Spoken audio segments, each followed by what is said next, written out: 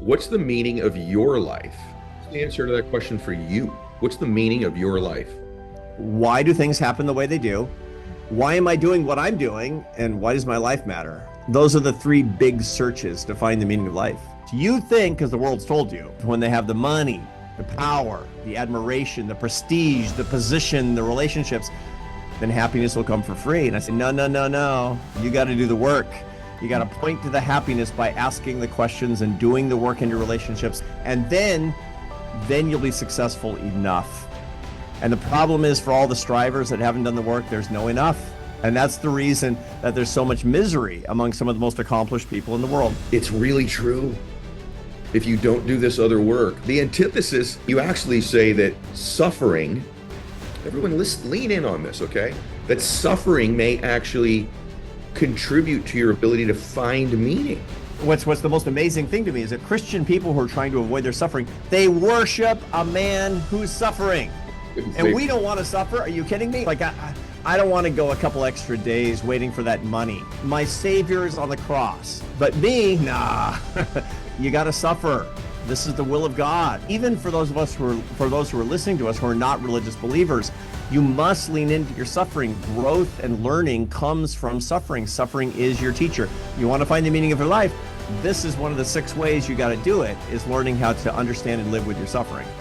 Life is a pilgrimage.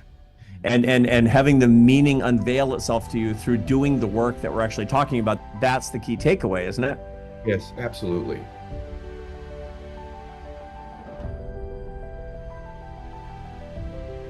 All right, welcome back to the show, everybody. So I have to tell you, I have a small circle of friends that are my closest friends. And when this man was on the show the last time, they never call me and say, hey, great show. Like, I'm begging for compliments from these guys all the time. And so I've done 800 episodes. I think they've called me 3 times. And when this man was on, I got calls from every single one of them. And so they're all going to be very excited that he's back. And I'm excited that he's back. My guest today is Arthur Brooks, you guys. I don't know how to describe him. I think he's like the most interesting man in the world candidate. I guess I call him, I don't know, a happiness, meaning, human flourishing guru of sorts. But his work kind of crosses over with neuroscience. He's a very bright man, very spiritual man. He's a professor at Harvard, and I enjoy his work so much. I look forward to the conversations I've had with him. And he's got a book out now called The Meaning of Your Life: Finding Purpose in an Age of Emptiness. I cannot wait to jump into this for my own emotional well-being. So Arthur, welcome back to the show. Thanks, Ed. It's great to see you again. Likewise. This is so good. So I learned a new word in your book, and I'm not sure that I pronounce it right, but I want to start with kind of a concept and a time that you describe in the book. It's a German word. I'll butcher it and then you clean it up, okay? Because you're the Harvard professor and I'm the guy with the microphone and a camera in his office. So Unheimlich. Am I close? That's good. Yeah, that's good. Unheimlich. And again, I'm no German expert. That's not my second language, but that's a word. It's almost doesn't have a translation. And my daughter taught it to me. Actually, it means to feel eerily out of place, to not feel comfortable in your home, like something's not right. And you can't quite put your finger on it. And we know that, something's creepy. You go into a room and everybody's acting real weird or whatever it happens to be. And something's not right. And the reason I brought that word out in the beginning of this new book, The Meaning of Your Life, is because that's how I felt just a very few years ago. I'm an old college professor. I mean, I got my PhD 30 years ago and I taught for a long time. And then I left to run a company just to see if I could actually do it. And I ran the company for 11 years. And then I retired and came back to academia. And I kind of thought I was going to find universities the way that I'd left them. I left university in 2008 and it was happy. I mean, it was a happier part of life. Everybody was ambitious and getting along and falling in love and making friends. And I mean, like, you remember college, right, Ed? Yeah. College was a blast. Yes, exactly. And I came back in 2019 and man, it was Unheimlich. It was like something wasn't right. It was creepy. I mean, people were sad and angry. Depression had tripled. Anxiety had doubled.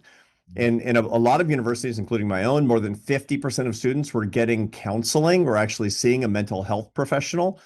There was loneliness, there was bitterness, all this really crazy, angry activism where everybody was a victim. It was like the victim Olympics on these campuses. Cancel culture, safe spaces, microaggressions. It was misery. It was like a plague had gone through my village while I was gone. And I thought to myself, well, I guess this is my research now. I guess figuring this one out is why I'm here. When I Well, came back to academia in it's 2019. reason it stuck out for me. So I read the whole book because I just, I got a digital copy. I read the whole thing. That description, though, I almost feel like that's how so many people feel about their entire life, meaning it's familiar, but it doesn't feel like home anymore. Yeah. And it's really the nature of your work. And I'm not even so sure that I wouldn't describe myself this way more often than I'd like to admit it, that I don't know, the meaning of life escapes me often. I Yeah. do work that matters, like what we're doing right now. I've got a wonderful family. I've been blessed to build wealth far beyond my talents, that's for sure. But I think sometimes I'm searching for fulfillment, even though I've had a lot of achievement. Yeah. That's really what this book's about. It really is. It's Yeah. about, you It talk really about, is. It's the crisis of emptiness that people feel. It's the meaning crisis, which by the way is not just part of the human condition. I mean, people have always struggled with, what is the meaning of my life, but it's become a real a phenomenon in our society, in our world, but particularly in the United States since about 2008. And it affects everybody, you and me and everybody else, but especially people under 30, most especially educated people under 30. As a matter of fact, there's this weird psychogenic epidemic, which is just a fancy way of saying an epidemic of misery that doesn't have a biological origin. There's no virus that we can find, but is really spreading around. And you see it explode after 2009, 2010, 2011, 2012. And so my research is all about why is it that suddenly all of us are struggling to find meaning, and young people in particular can't find the meaning of their lives. What is meaning? Where do they need to go to find it? And how do they need to live differently? That's what this book answers. let's talk about a couple of those answers. That's what's great about his work. He'll describe things in his book. You go, that's me. And then the next part of it is here's maybe a possible solution or a strategy. So the first chapter is the meaning of meaning. Yeah. And then you sort of break down, I think you call it the three components of meaning or happiness. Why don't you share those with us? Because I think that alone is illuminating for a lot of people. It was for me. When you don't know what you're looking for, you can't actually find it, generally speaking. So you have to be able to name it. And that's true in anything, by the way. If you say you got to go to Tacoma, but you don't know what a Tacoma is, it's not going to be very helpful. So what I start off with is talking about how we as behavioral scientists understand what meaning really is in people's lives. And what it is a combination of three things. There are three things that if you don't have them, you won't have a sense of the meaning of your life. Number one is you have to have a sense of why things happen the way they do. That's called coherence. And that's the reason that people, they have a lot of their beliefs. Religion provides a sense of coherence, why things happen the way they do. Science provides a sense of coherence. Personally, I'm both religious and I'm a scientist. Some people, they really go after conspiracy theories. And when you see somebody who falls for every conspiracy theory, it's because they don't have a sense of meaning, and that's because they don't have a sense of coherence in their lives. When people are looking for, there's powerful people that are pulling the strings behind everything. That's their search for coherence because they lack a sense of meaning. It's a dead giveaway. They got a meaning crisis. Is when you see people that are falling for these things. The second is purpose. Purpose and meaning are not the same thing. Purpose is why you're doing what you're doing, what direction that you're going, what are your goals in life, so that you can make progress. That's the answer to that's the question, where am I going? That's purpose. And you have to be going in a particular direction. If you're not, you're going to be going in circles and your life is going to feel meaningless, which is a huge problem for a lot of young people today. And the last is what's called significance. And significance is the answer to why my life matters. Because if your life doesn't matter to anyone, including yourself, you don't have any sense of meaning at all. If nobody loves you, if you don't have a sense of somebody caring about you, you're insignificant, you won't have any meaning in your life. And so those are the three things to go in search of. Why do things happen the way they do? Why am I doing what I'm doing? And why does my life matter? Those are the three big searches to find the meaning of life.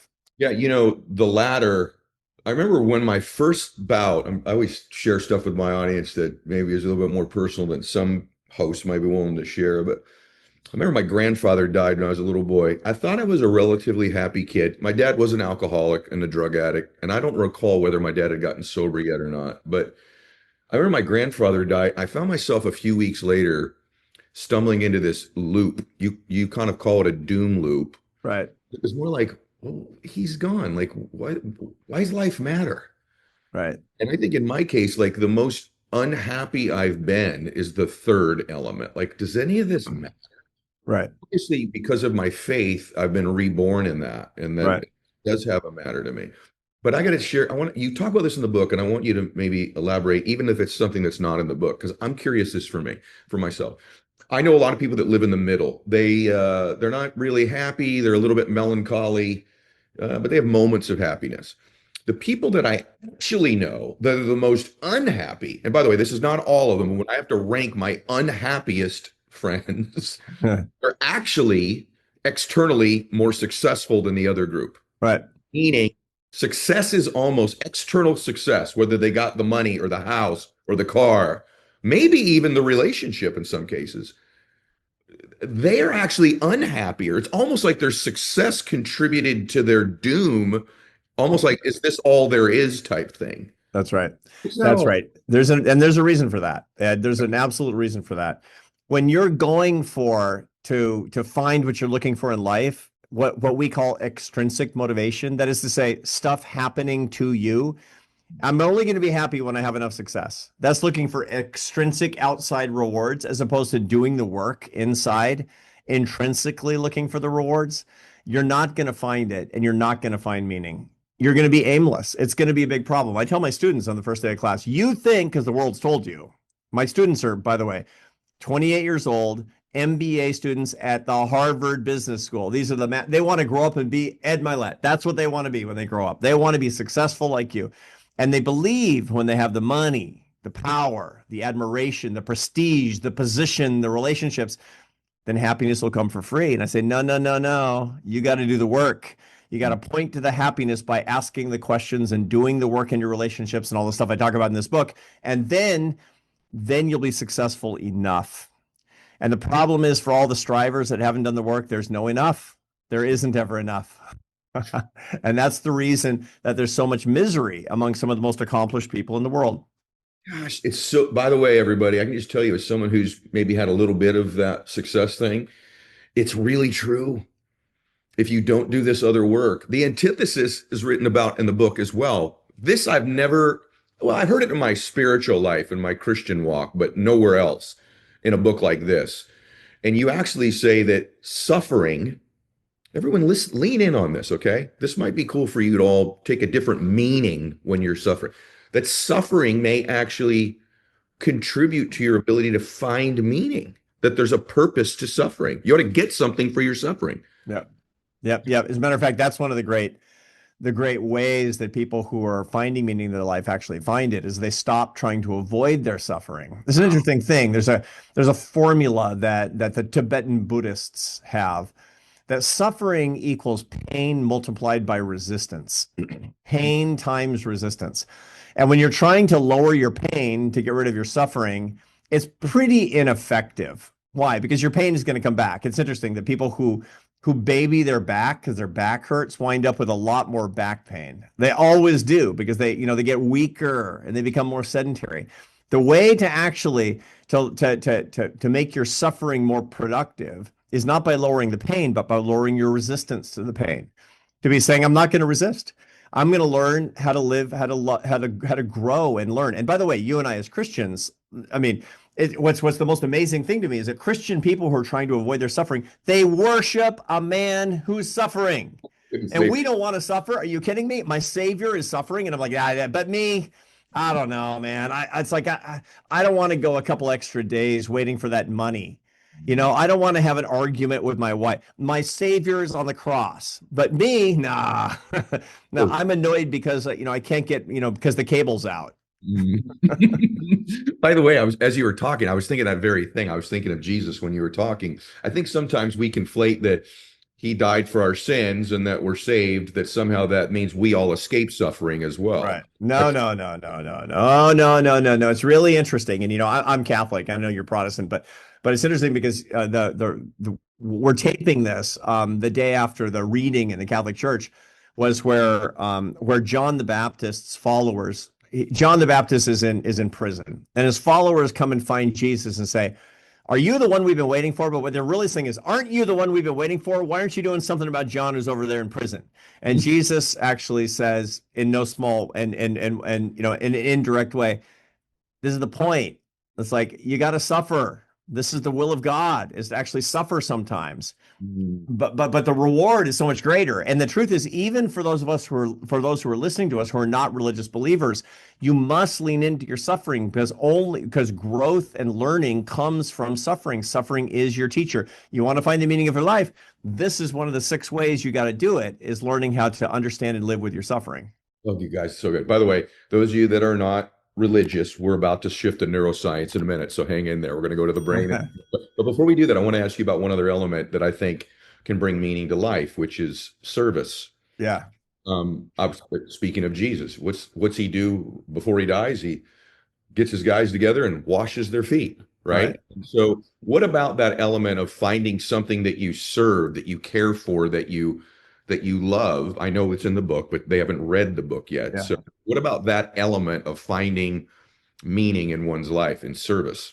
This is one of the other 6 means of doing so, is by transcending yourself. And one of the things that people don't often understand is that Mother Nature doesn't care if we're happy at all. Mother Nature just wants us to survive and pass on our genes. Happiness and meaning, that's our business. That's that's our moral aspiration, as opposed to our animal impulse, which is such a beautiful thing, that we have this incredible brain that allows us to choose between animal impulse and moral aspiration, and we're doing it all day long. But Mother Nature says, focus on yourself all the time, Mm. because that's going to be good for you. It's good for getting another meal or getting another mate. It's horrible for your happiness. It's horrible for your sense of meaning in life. And so what you need to do is to stop focusing on yourself. And that's one of the reasons that I talk in this book about this method of finding meaning, which is transcendence. And that means transcending yourself by standing in awe of something greater than you, maybe through religion, maybe through nature, maybe through music, maybe through philosophy, and focusing on others and not just yourself, focusing on the needs of other people. It's so transcendent, and it gives you so much meaning. The fast path to finding the meaning of your life is to stop focusing on yourself and go serve other people who need you. You will experience meaning. That's a fact. By the way, you guys, I could tell you, even like a day like today, kind of an odd day for me. And I have now built these patterns. I can't wait to do the show, because at least for that hour of my life, I feel as if I'm in service of other people. And all my issues that are going on in my life, good or bad, I almost escape Yeah. a different state.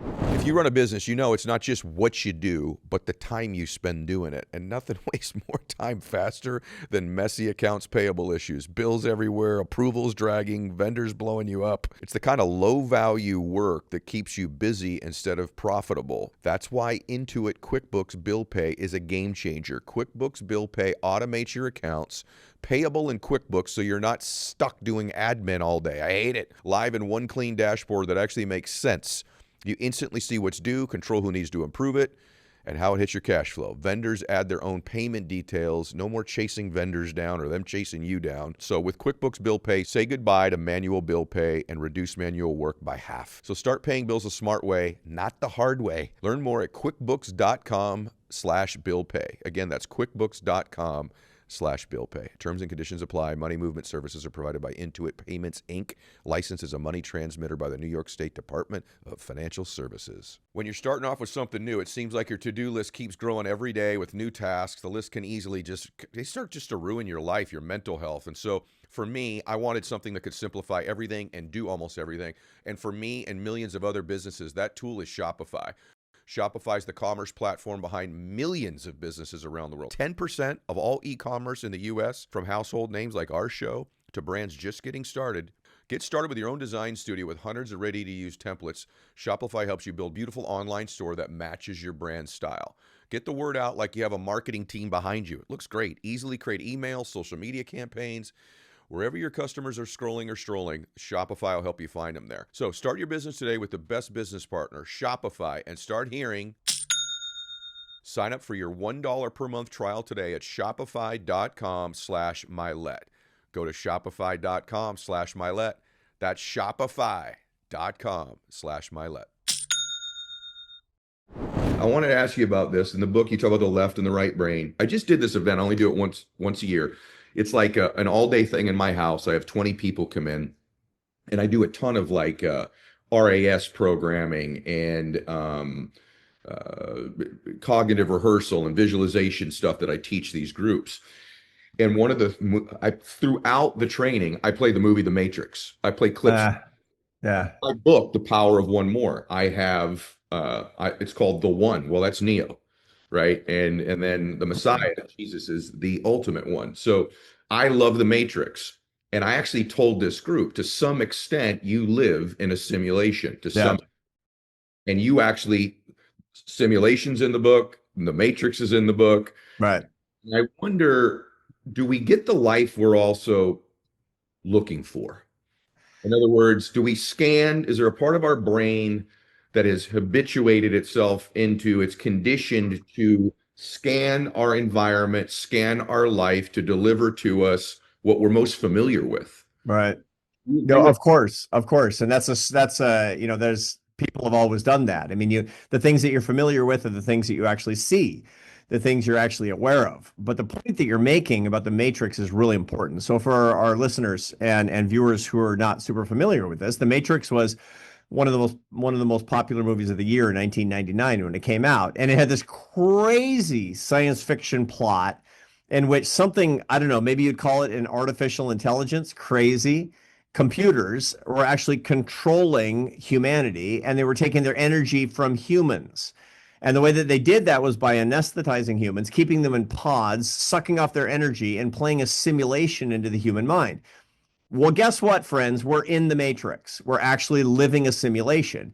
If your life is largely one that's simulated through a screen, it's mediated by, you're going to work on Zoom and you're dating on apps and your friends are on social media and your sense of accomplishment is coming through gaming and on and on and on and on, then what's actually happening is it's not real life, it's a simulation of real life. And your brain isn't made to do that. Your brain simply can't do that. And here's what's going on, and here's the neuroscience, Ed, that we promised we'd talk about. What happens is when you're in the Matrix, when you're in the simulation, you're being relegated to the left hemisphere of your brain. The left hemisphere of your brain is all the what and how to questions, including all the technology and hustle and grind. And the right side of your brain is all the mystery and the meaning, all of the things you really care about, all the love that you actually care about. That's the right side of your brain. When you're online all day, you're on the left side of your brain. But on the right side of your brain, that's where you answer and deal with meaning questions. So not only do you not know the meaning of your life when you're living in the simulation, you're not even asking the questions. And that's why life feels empty. The one thing you can't simulate is the meaning of life. Oh my gosh, you guys. By the way, that's the book title, The Meaning of Your Life. Go get it, you guys. There's not a lot of books that I'm really kind of firm on with you. Like, go get the book, okay? I'm telling you, first off, it's also an easy read. But I got to tell you, so many of you, these are the questions that I get asked the most. Have you had a moment in your own life, like a seminal moment on this topic? Is that why you wrote the book? Was there like a moment? I mean, I'm sure there's been a series, but is there one that stands out where you were suffering or struggling with this?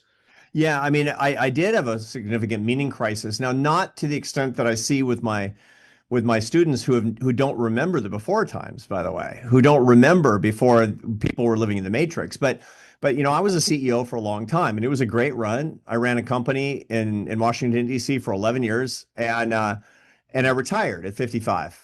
And which was 6 years ago, for those who are keeping score. That's how old I am. And when I retired, I was just, man, Ed, I was spent. I was empty. The tank was empty. I'd been working 80 hours a week. And I made a bunch of mistakes during those years personally. I mean, I hadn't paid enough attention to my family. And furthermore, I'd get more and more addicted to my devices as kind of pacifying me and distracting me. and so the result of it was that I just wasn't all there. My life really didn't have a sense of meaning. And look, I've always been strong in my religious views, but none of us is safe. None of us is safe from this. I mean, every Christian or believer or anything is that's not your insurance policy. You still have to do the work. And I didn't know what to do. I didn't know what to do. So I did what Catholics have done for more than 1,000 years when they don't know what to do. I went for a very long walk. That's what we do. I walked across the northern part of Spain. That's called the Camino de Santiago. It's an ancient walk from 1,100 years ago. And the way is a Martin Sheen movie from, I think, 2003 that made it really popular again. And I did it with my wife. And I was like, I'm trying to find something. I'm just trying to find it. And we walked and we walked and we walked. And so what did it have in common? I was doing something really repetitive with my beloved, holding hands, praying, going to mass every day. I didn't have my devices. I wasn't in the matrix anymore. I was able to think deeply. I was asking and discussing very deep questions with my beloved. I was living in a different way. And by the end, meaning found me. Meaning found me. My mission of my life found me. And I thought to myself, what's this all about? And that's when I went back to academia. That's when I retired and went back to the university, which was very unheimlich, to go back to the beginning of this conversation. I said, aha, God put me back at the university because my little problem and solving it was the solution to a very big problem that I'm finding here. So do you recommend, I mean, let's just get into the teeth of it a little bit. Is this device thing our primary enemy on this simulation, on this matrix? And if you do believe that, then are you, if we were best friends and you were talking to your best friends here, there's a couple million of them, would you say, hey, not just put it down, but maybe one day a week, Sundays, no devices? Is there something like that to just escape it so you can actually briefly feel what it's like to be out of it? Yeah, for sure. And I have protocols in this book about actually how to do that. So the devices aren't the whole problem. The biggest problem is that our society has become one big machine. That's the real problem. I mean, the way that we treat work, the way that we treat life, the way that we treat school, it's very anti-human. It's not based on relationships anymore. It's based on protocols and metrics and efficiency. That's really what it comes down to. And the devices are just kind of a metaphor for the whole way that we're living our life. Our species should be called Homo economicus, because that's kind of how we're living, man. I mean, it's like you go to school and they say you're an idiot if you're not studying STEM. You're studying literature and philosophy. What a moron, right? These humanistic things that you're actually studying. And the result is that, all the way that we deal with each other is in this very mechanistic way. And that's one of the reasons that strivers, people who are college educated, they're suffering the most because they're most inside the machine of our society. They're most likely to be doing the kind of work that's highly efficiency oriented and machine oriented. You find that people who have blue collar jobs, they're doing better emotionally than people who have white collar jobs today. You find that people who didn't go to college, on average, are doing better emotionally than people who did go to college. And that's because the more that you're in the white collar, college educated set, the more you're getting pushed through the machine, and the more your life is actually going to be geared toward the screens. That's absolutely the case. So that's the big danger that we're seeing today. So how do you get out of it? And again, I have a whole chapter on how to get clean. Number one, you actually can't go live in a new way if you don't get clean in the first place. And I've been in and out of doing research on addiction communities for a long time. And the whole thing is you can't go live a new way until you've actually gotten clean. And so getting clean is step one. And I've got protocols on how to deal with this with your life and very specifically with your devices. And here's the way to do it. An hour after you wake up, no devices for an hour. Why? Because that sets your day. During meals, never using devices, never eat and always, if you can, eat with other people and never eat with devices. And last but not least, never actually have your devices for the last hour before you go to sleep, and don't have it in your bedroom. This is the protocol. Now, there are other zones. We shouldn't have any devices in any classrooms. No small screens in any classrooms. In America, from kindergarten through PhD, it is insanity that we're doing this to our kids. It's pure, straight-on child abuse and neglect is what it comes down to. And last but not least, we need a break. If you're going to take a Sabbath break, that's great. But I recommend at least 4 days a year. I'd go on a spiritual retreat 4 days a year. No devices. It's the game changer. If you do just the things that I've talked about here, your life is going to start feeling real different. So good, Arthur. So many of you have asked how to see me speak live, and for the first time ever, you can come see me speak live in person. All of my speeches have been private events, but now I'm teaming up with LifeSurge, speaking all over the country. LifeSurge is a one-day faith-based event where you'll walk in hungry for success, and you'll leave ready to build your resources to leave an impact on others. We're talking faith-fueled finance, growing your resources, crushing obstacles, and then, using it all for something way bigger than yourself. I'm joining LifeSurge in a few cities this year, and I'd love to see you there. I'll be sharing the stage with legends such as two-time football champion Tim Tebow, star of Duck Dynasty Willie Robertson, and leadership hero of mine John Maxwell, pastor and author Craig Groeschel, and worship with artists like Natalie Grant. Tickets are on sale at lifesurge.com. And just for my listeners, you can use the code ED30 for 30% off a ticket. There will be a link in the show notes, so click through and take some time to join us. Cities are being added all the time, so if you don't see one near you now, check back. I hope to see you there. So as you and I are recording this morning, I'm sure you saw this, that Rob Reiner and his wife were killed. We're murdered. They're murdered. And it sounds as if it was their son. And the only reason that I bring this up is that a little while ago, I was introduced to this situation and that this young man was struggling.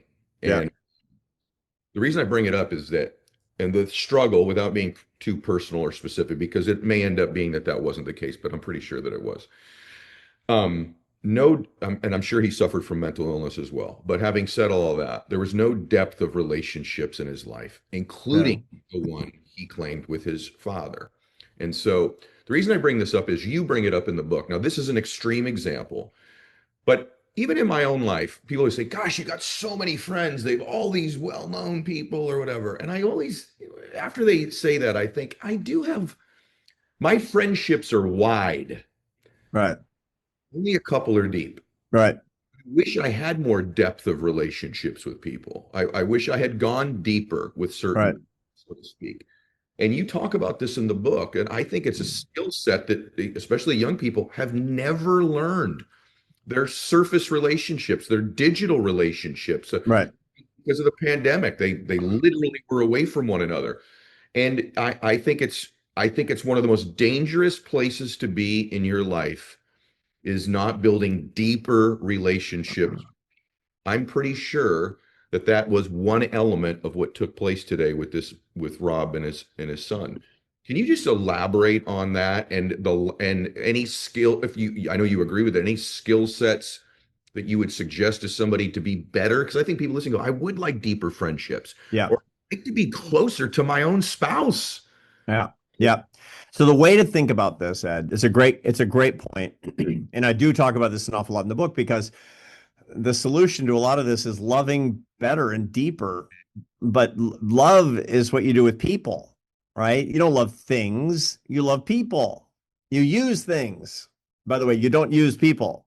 And that really points out this idea, this important point, that a lot of people today, they think they have a lot of friends. If they're very successful, for example, I'll say, are your friends real friends or deal friends?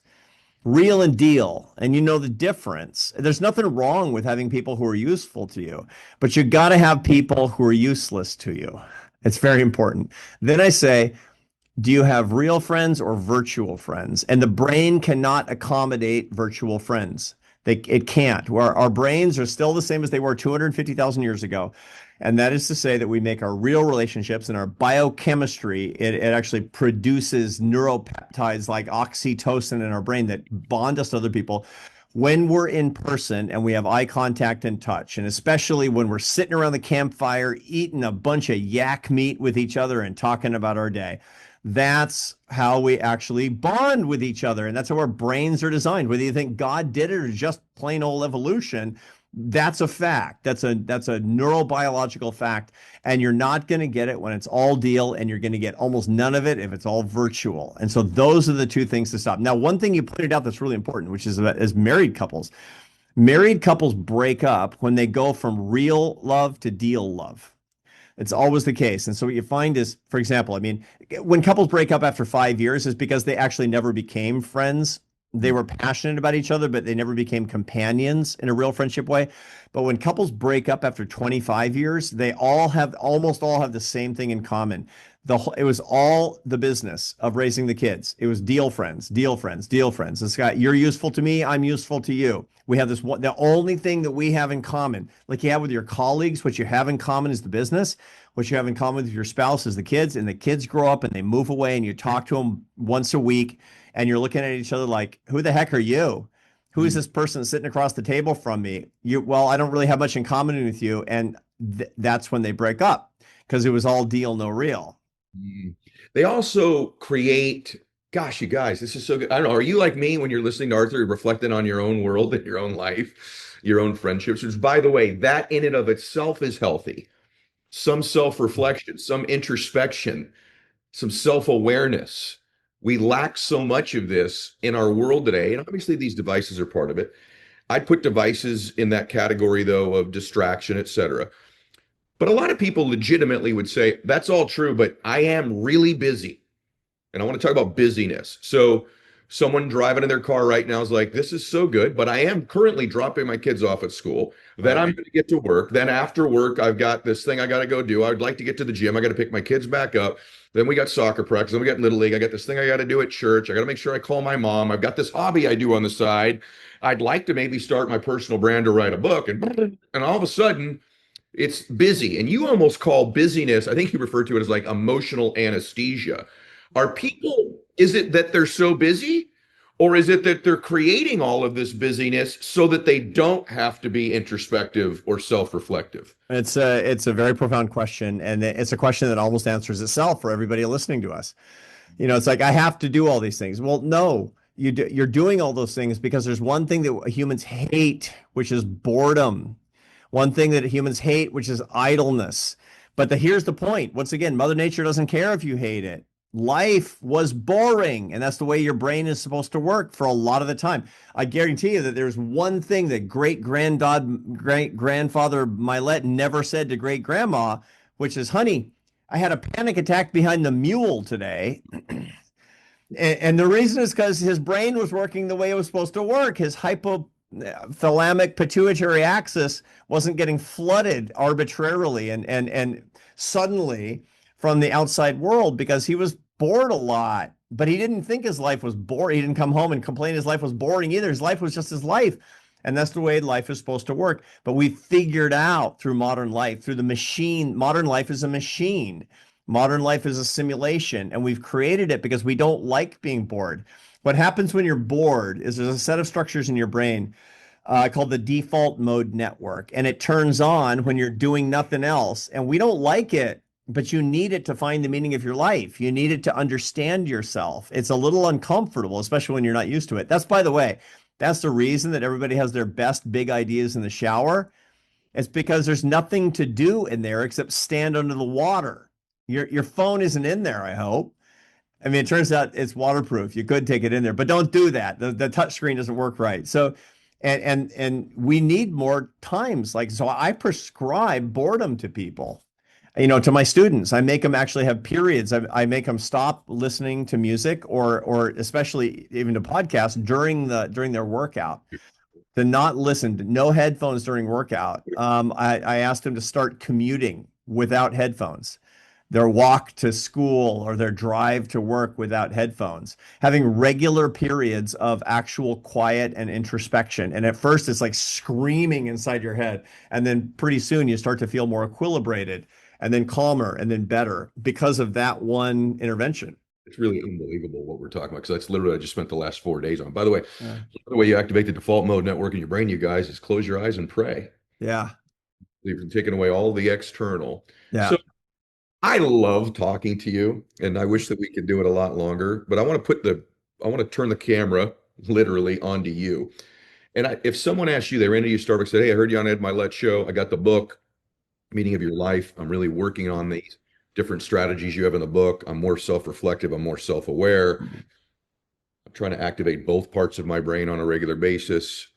But if someone said to you, Mr. Brooks, what's the meaning of your life? Right. If your grandkids were to ask you that, Yeah. what's the answer to that question for you? What's the meaning of your life? The meaning of my life is that I was placed on earth by God to serve others, to lift others up and bring them together in bonds of happiness and love, using science and ideas that God has graced me with the knowledge to actually share with others. That's the meaning of my life. The meaning of my life is love. Love is reflected through my family and friend relationships, and love that I can actually bring to other people is a refraction of the divine love of God. That's what I'm trying to do every single day, largely in the secular world, with my show, with my university teaching, whatever it happens to be, and certainly through my books. That's the meaning of my life. The meaning of my life is to love and serve. Guys, did you see how reflexive that answer was? That's indicative of somebody who, what a beautiful answer, by the way. That's indicative of somebody who's done the work that he's referencing here. He's walking the walk, literally. Talked about those walks. Yeah. Sure, Kind of walk your way into it. way into it. But I wonder, everybody, if I asked you that question, I say this as a friend. I ask myself this question. Yeah. The answer be that reflexive? Would How you? about you, Ed? Can you tell me yours? I am most at home, most happy, feel the most valuable, and the most loved myself when I am loving and serving other people and connecting with them too. I'll tell you what I've built the ability to do, Arthur, that I'm really proud of. People would call it giftedness, but since you're a man of faith, I'll say it to you. I am fascinated when I meet people of finding what I call the Christ in them. What's the two or three things God gave them? Like, Mhm. what's the thing? Is it there? In your case, it's so obvious that He gave you this incredible heart to love your family and the Lord, but this unbelievable intellect. And then He combined it with this tremendous ability to articulate it. Those are like, that's the Christ in you. I see it in you, right? And Mm. that could be someone's humor, their beauty, their nurturing skills, their toughness, their relentlessness, their touch. I love that. And I feel I'm in best service to people and feel the most meaning in my own life when I point Christ in them out to them and then Yeah. get to believe that that's why they were born and that that's why they're special and that they do have value and they do have meaning. I feel the most alive when I do that, and I do feel Mm. like that's a gift of mine. I think that's Yeah. why the interviews are usually pretty darn good. I That's think there are two. And there's one thing that I think that people can, as no doubt they will see this because they're fans of yours, but to take it to a really very deep level on this, everybody has something that you need. And it's interesting because I had a student ask me one time, I was talking about this, that to give also means to give somebody else the gift of letting them give to you. And because that's the essence of humanity, right? And one of my students, he challenged me. He said, well, you know what? We were in New York at the time. And I said, what about a homeless guy out on the street? What does he have to give to me? And I thought about it, and he stumped me. And I went home and I prayed about it and I thought about it. And I thought to myself, I think I had the answer. So I went out, and the next time I met a homeless guy, which is 5 minutes later on the street in New York City, he asked for something. And I don't give money to homelessness because there's a lot of pathology and addiction, but I got him some food. And then I said this, I said, I need to ask you for something too. And he said, what? And he said, I need you to pray for me and my family because God hears the cries of the poor. I literally needed his prayers, and so do all of us. So I challenge everybody here to think about what it actually means to be needed, what dignity actually means. To find Christ in every person means to find Christ in, to see the face of Jesus in the homeless man and to ask him for your prayers and to find something that everybody can actually give in the spirit of the dignity they need too. You guys, come on. How good are these conversations he and I have? These are so good. All right, I'm supposed to let you go because I only promised you a certain window of time. Will you just, every time you write one of these, just come back, I okay? love it. I love your show. I love what you're actually doing and the service that you're providing for everybody, and your own journey of finding meaning in your life and bringing more service and love to other people is really an inspiration to everybody. Because here's the thing. It's very easy to look at you, Ed, and go, hey, man, Ed Mylett's got a lot of dough. He's got it made. He's in Ponte Vedra. You know, he's got multiple houses. I don't know what he got, a helicopter or whatever. The whole point is that you must be happy. And that's actually not how the journey works. That's not it. What one thing that you and I both know, you'll never be perfectly happy in Right. this life, Right. right? I mean, you can be happy. There's only one place where you're going to be happy, and that's afterward. Right. And so the whole point is that this life, that pilgrimage I made across northern Spain, life is a pilgrimage. And having the meaning unveil itself to you through doing the work that we're actually talking about, that you have an enviable life for continuing to do the work just like everybody else. That's the key takeaway, isn't it? Yes, absolutely. Also, I was just thinking as you were talking that the idea that this notion that you believe you're supposed to be happy all the time is a fallacy, and that standard is unfair. The Yeah. context of life, the point you made earlier about suffering. Yeah. You could just think when you're in a great, you and I would refer to it as the Holy Spirit. Other people might refer to it as frequency. But Yeah. when connecting with another good person and goodwill, and there's fellowship between two people, as you said earlier, and that are both trying to contribute to good, you can't help but feel grateful and be happy. I know. Where two or more are gathered, the Lord is present. And I mean this like sincerely, like when I'm with you and we talk, and both, it's been digital both times, I feel the goodness of the world. I feel God when I talk with you. And that's a compliment to you, but it's also just this what we're doing right here, what we're doing together. And you could be doing it at a coffee shop with a Yep. friend, stranger, a homeless person, everybody. That's part of the meaning of life, of what you just experienced with Arthur and I here today, at least in my opinion. Me So, too. Me too, my brother. I appreciate the time with you. I value it very much. And thanks to everybody who are listening to us today. I hope it's valuable and uplifting for them too. there certainly is. I don't need to push the book, but I'll do it one more time. The Meaning of Your Life, Arthur Brooks. You guys go get it and share this episode. Someone needs this one, and you know it. Okay, everybody. God bless you. Max out.